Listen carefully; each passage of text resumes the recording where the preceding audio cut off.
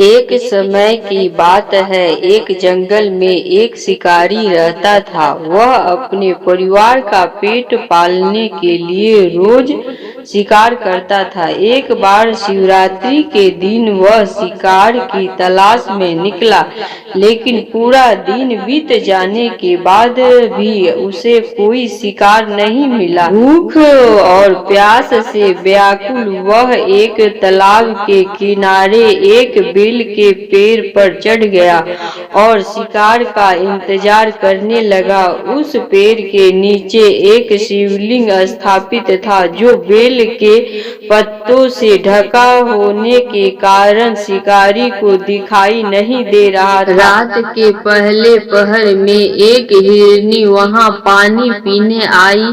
शिकारी ने जैसे ही धनुष पर तीर चढ़ाया, उसके हिलने डुलने से बेल के कुछ पत्ते और पसीने की कुछ बूंदें नीचे शिवलिंग पर गिर गई।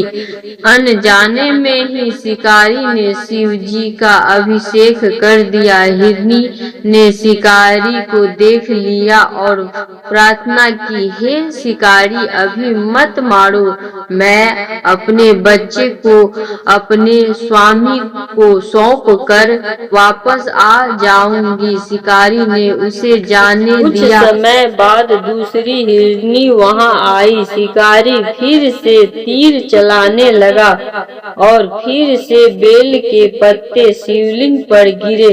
शिकारी ने फिर अनजाने में शिव पूजा की।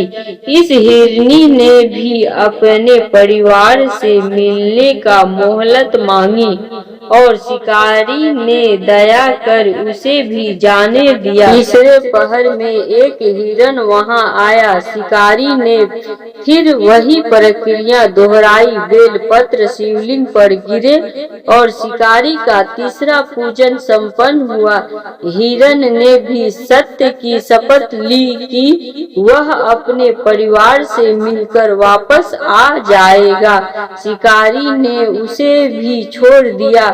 उपहार और फल। सुबह होने तक शिकारी का मन पूरी तरह बदल चुका था। अनजाने में रात भर भूखे प्यासे रहकर बेलपत्र चढ़ाने से उसका हृदय शुद्ध हो गया था। जब वह हिरण सपरिवार वापस आया तो शिकारी की आंखों में आंसू आ गए और उसने उसका शिकार करने से मना कर दिया। शिकारी की इस निश्चय भक्ति और अनजाने में किए गए शिवरात्रि व्रत से प्रसन्न होकर भगवान शिव प्रकट हुए और उसे सुख समृद्धि का वरदान दिया। सीख।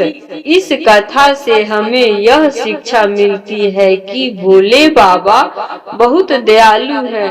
यदि हम बिना किसी स्वार्थ के से उन्हें एक लोटा जल या बेलपत्र भी अर्पित करते हैं तो वे हमारे सारे कष्ट हर लेते हैं।